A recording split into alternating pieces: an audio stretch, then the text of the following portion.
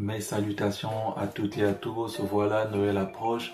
Nous justement vous propose cette vidéo pour que vous puissiez découvrir avec nous pourquoi on célèbre Noël, c'est-à-dire la naissance de Jésus-Christ le 25 décembre alors qu'on sait tous que Jésus-Christ n'est pas né réellement le 25 décembre. Donc ce contenu sera divisé en deux parties. On va essayer d'aller dans l'historique et retrouver pourquoi on célèbre Noël le 25. Et la deuxième partie, c'est une forme de question-réponse pour savoir d'où vient le sapin, pourquoi le Père Noël, pourquoi la crèche, est-ce que le Père Noël c'est chrétien ou pas, est-ce qu'un chrétien peut fêter Noël ou pas. On se retrouve tout de suite après le générique.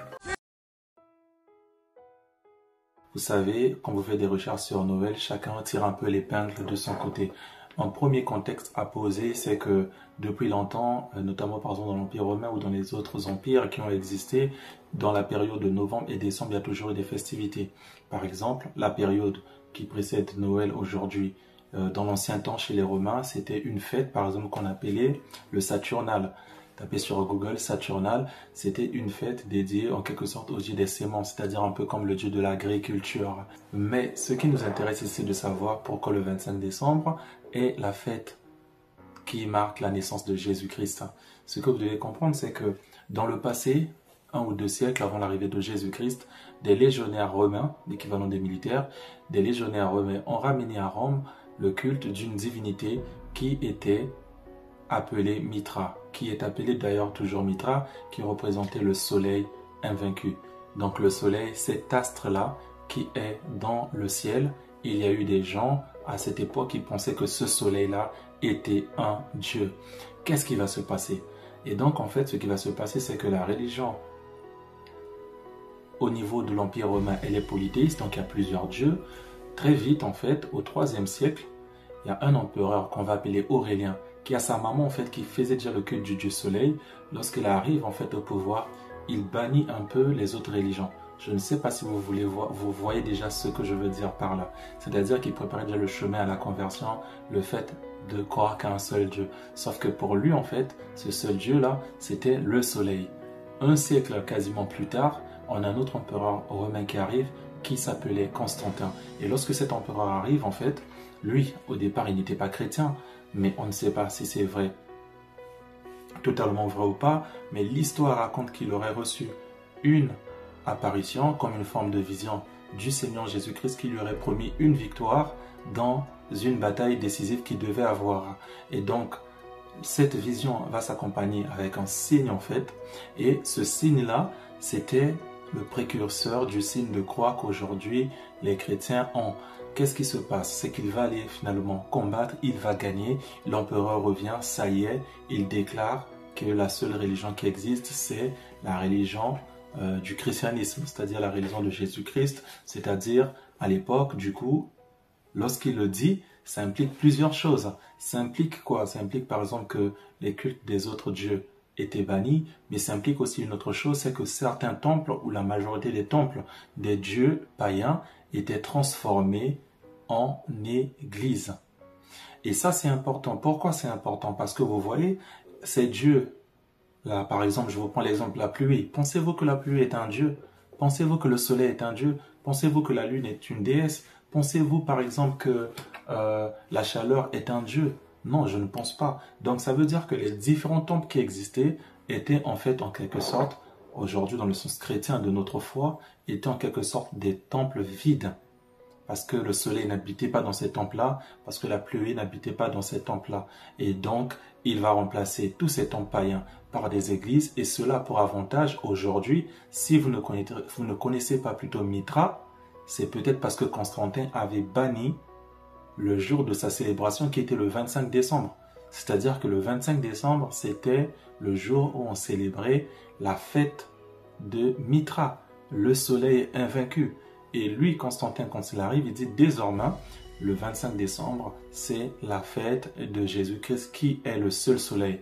D'ailleurs, il ne l'invente pas. C'est parce qu'en fait, en lisant les Écritures, si vous lisez dans le livre, on va rechercher ça ensemble, dans le livre de Luc, le chapitre 1, le verset 78, on lit ceci.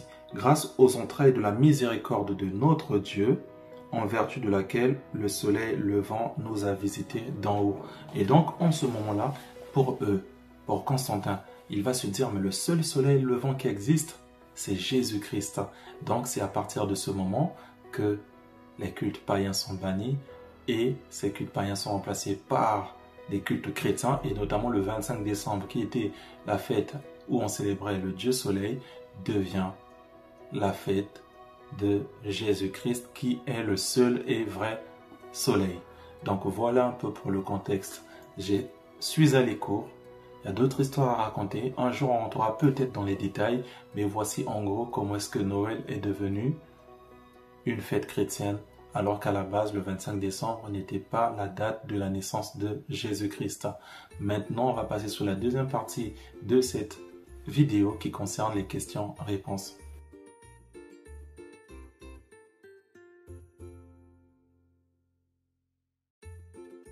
En fait, le sapin, si le sapin est utilisé, c'est parce que à partir du 11e, 12e, 13e siècle, les chrétiens se sont rendus compte que dans le livre de Genèse, il est écrit « L'Éternel fit pousser du sol des arbres de toute espèce agréables à voir et bons à manger, virgule, et l'arbre de la vie était où? Au milieu du jardin, virgule, et l'arbre de la connaissance du bien et du mal. » Donc on parle de deux arbres, même si l'homme a choisi l'arbre de la connaissance du bien et du mal, il y avait au moins un arbre qui était l'arbre de vie, qui était au milieu du jardin. Et nous, les chrétiens, on l'a compris, notamment aussi grâce aux révélations du livre de l'Apocalypse, que cet arbre de vie, c'est qui? C'est Jésus-Christ. Et donc, au milieu de notre paradis, au milieu de notre jardin d'Éden, au milieu de notre manifestation de joie du 25 décembre, des chrétiens à l'époque ont dit, nous allons mettre le sapin, une image de Jésus-Christ. C'est comme on met parfois la croix dans certaines maisons. C'est comme parfois on se représente certains objets sacrés parce qu'on est parti en Israël, on a décidé de prendre un symbole par exemple pour se rappeler de ça, pour se souvenir de ça. Ce n'était pas pour adorer le sapin, mais c'était pour se rappeler de la présence du Seigneur au milieu d'eux.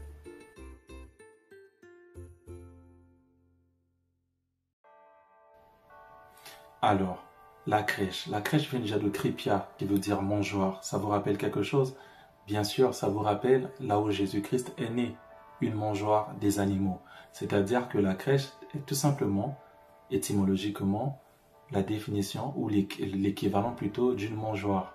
Et ce qui se passe, c'est que, notamment en Europe, à partir du 11e, 12e siècle, il y avait déjà des représentations, on parle plus ou moins des crèches, mais l'auteur qui a beaucoup répandu l'usage de la crèche, qui l'a rendu célèbre, c'est un personnage catholique appelé Saint François d'Assise. Lui, en plus à l'époque, vous savez que la Bible, telle qu'on l'a aujourd'hui, n'existait pas comme ça. C'est-à-dire que la Bible n'était pas imprimée. Et donc, qu'est-ce qu'il va faire, Saint François? Il va prendre des personnages de la Bible. Parmi les gens du village, ils vont faire un théâtre. Et en fait, cela a eu de l'effet parce que les gens ont mieux retenu l'évangile, parce que les gens ont mieux compris. Comme tout le monde n'avait pas une Bible comme ça, parce que l'imprimante n'existait pas, les photocopieuses n'existaient pas au XIIIe siècle. Et donc, du coup, de par ce théâtre, ça permettait de revivre ces passages-là de l'évangile, en quelque sorte, en live. Et l'usage a fait en sorte que ça s'est perduré au fil des temps, malgré les événements politiques, et s'est transformé au fur et à mesure de théâtre, par exemple, en la représentation des figurines qu'on a aujourd'hui dans les crèches.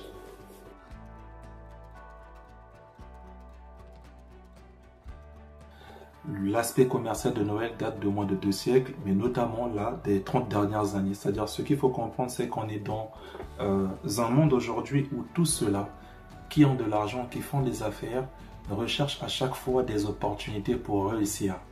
Recherchent à chaque fois des opportunités pour faire du profit. Et donc Noël, c'est comme une coupe du monde.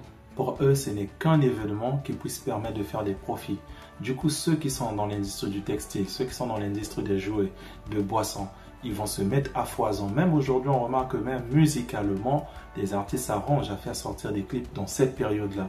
Et du coup, l'usage commercial de Noël s'installe de manière significative aujourd'hui même dans nos sociétés, jusqu'au point de faire perdre le vrai sens de Noël. Parce que beaucoup de ces activités qui vont se passer pendant Noël ne sont pas toujours cadrées dans le sens de célébrer, d'honorer un jour qu'on a choisi pour la naissance du Seigneur Jésus-Christ.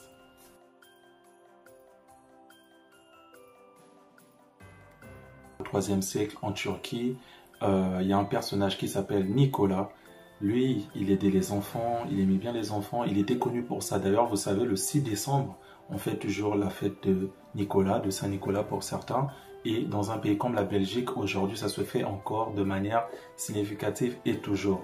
Et donc, c'est pendant le 6 décembre qu'on offre encore jusqu'à aujourd'hui dans certains pays des cadeaux, par exemple à des enfants. Racontons notre histoire. Donc, Nicolas serait décédé. On déciderait de faire du 6 décembre le jour où on remet des cadeaux aux enfants. La légende va perdurer à travers les siècles, traversant le Xe siècle, traversant le XIIe siècle. Et ce personnage Nicolas, emprunté par les Néerlandais, qui vont ramener ce personnage lorsqu'ils vont aller coloniser les Amériques, en changeant le nom de Nicolas. Plus tard, les Anglais, quand ils arrivent aux États-Unis, ils vont aussi changer le nom et ils vont maintenant appeler ce personnage-là par Santa Claus. Ce qui se passera, c'est qu'en 1823, il y a un pasteur qui décide de faire une lettre à son enfant où il décrit justement ce personnage-là qui a de la barbe, qui arrive par une cheminée, qui rentre, qui dépose des jouets dans les chaussettes des enfants. Et qu'est-ce qui se passe?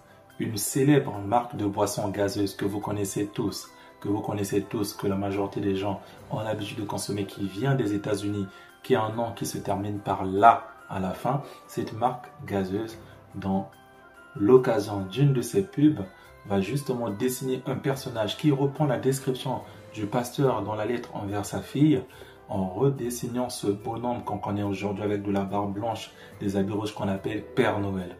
C'est ainsi que, après la Deuxième Guerre mondiale, lorsque l'Amérique ramène ses produits en Europe, le personnage de Père Noël est introduit en Europe. C'est un fait tellement bouleversant que les églises à l'époque, catholiques, protestantes et plein d'autres mouvements chrétiens se sont levés comme ça pour dire non au paganisme dans le milieu chrétien. Finalement, le temps a fait son temps et aujourd'hui on remarque que le Père Noël prend de la place. Mais à l'origine, c'est pas un culte chrétien, c'est pas une tradition chrétienne.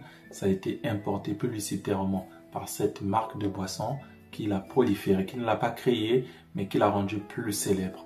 Voilà un peu l'origine du Père Noël. Et vous allez remarquer que dans la majorité des églises, vous ne verrez jamais un Père Noël là. Vous pourriez voir une crèche, vous allez pouvoir voir un sapin, mais vous n'allez pas retrouver le Père Noël.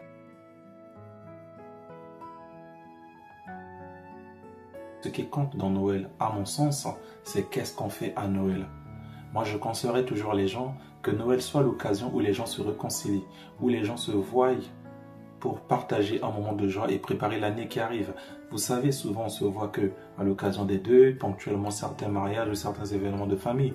Mais à Noël, vu qu'on est sûr que chaque année, on a au moins Noël, ça peut être l'occasion pour instituer une tradition familiale où à Noël, tout le monde se voit, tout le monde s'offre des cadeaux, la famille prie ensemble, la famille remercie le Seigneur, la famille appelle le Seigneur à ramener la vie aussi dans leur mariage, dans leur foyer, dans les difficultés qu'ils ont avec différents membres de la famille. Ça, c'est un point. Le deuxième point, c'est que souvent les gens qui ne célèbrent pas Noël, ils disent, la Bible dit qu'il ne faut pas se conformer au siècle présent. Moi, j'ai juste envie de dire à ces personnes-là, les téléphones qu'on utilise, les avions qu'on utilise, les films qu'on suit, plusieurs choses là qu'on fait aujourd'hui, les micros qu'on utilise, ce sont bien des choses du siècle présent. Ce ne sont pas des choses inventées au siècle de Jésus-Christ. Mais pourquoi on utilise ça maintenant? Pourquoi on ne refuse pas l'utilisation de ces objets sous prétexte qu'ils seraient des objets du siècle présent?